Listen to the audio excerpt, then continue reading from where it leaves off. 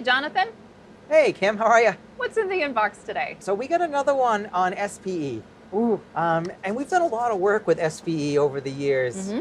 uh, particularly using just acidic, basic, or neutral analytes. Mm-hmm. This customer is asking, well, what about like zwitterionic compounds? Ah, you know, that's a really good question because zwitterions can be kind of unpredictable. Right. They have acidic portions, they have basic portions, and Yep. how are you supposed to know what's going to interact with the sorbent, right? It's a Yeah. little unpredictable. And how would you even set up that method?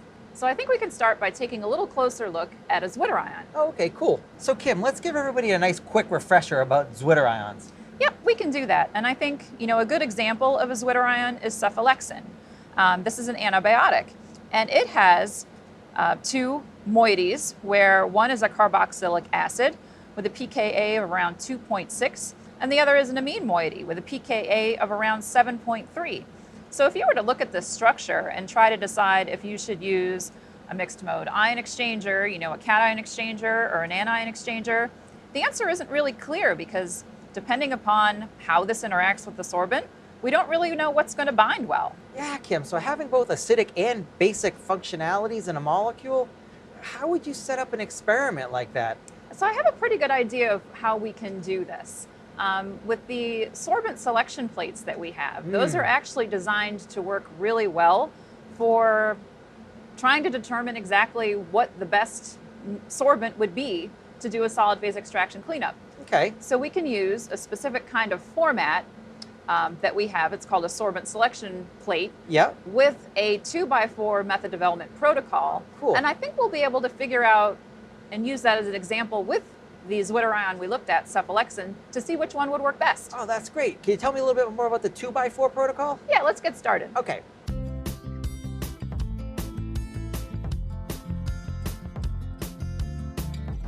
So the 2x4 method development protocol that I was talking about actually uses 4 different sorbents and has 2 different protocols that work with those 4 sorbents. So for example, you can see on the left-hand side, we have the Oasis MCX and the Oasis WAX, and those will work with protocol 1. On the right-hand side, we have Oasis WCX and Oasis MAX, which will work with protocol 2. And from that, we'll be able to determine which one of these 4 sorbents going forward will give us the best method for this particular zwitterion. Kim, I really like that 2x4 approach, but isn't that going to take a lot of time to test all of those sorbents? Yep, so we actually thought of that, knowing that zwitterions and mixtures of compounds can be a challenge. So we've actually created method development plates and cartridges that can make this a little more simple. So you can see from the images that I'm showing you here, we actually have all 4 of those sorbents in these method development plates, as well as the cartridges, so that you can take that 2x4 method development protocol and apply that directly to the plate in the order that we showed you in that method. So you can quickly run through the experiment and get the result that you want to see. Oh, that's great. So Kim, you ran that method development protocol for a cephalexin using those different sorbents. How does the data look? Sure. So when we went through that protocol, we actually could see there was a very clear winner. The Oasis MCX worked very well at retaining and interacting with that cephalexin to retain it and then give us 100% recovery in the elution part of that protocol. You can see that with the Oasis WAX and the MAX, we had much lower elutions, and some of it came through in the wash, which we call elute 1 on the WAX. And with the Oasis WCX, again, we had very poor recovery, showing that some of this didn't bind at all under those conditions and just broke through.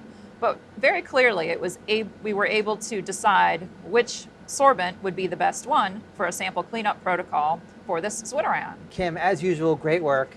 But getting back to the original myth, is there an easy way to do zwitterionic compounds for SPE? How do you want to call this one? Well, I think it's absolutely trusted. I We showed agree. that there is an easy way to do this. And I completely relate with the question. We talk about things as, are they acids, are they bases, are they neutrals? But in real world scenarios, sometimes there's zwitterions, sometimes we just don't know. Right. So is there an easy way to do method development for solid phase extraction to figure out what we should be using going forward. And I think that we showed that the 2x4 method development protocol was actually a really easy way to get to that answer. I agree. That didn't take much time.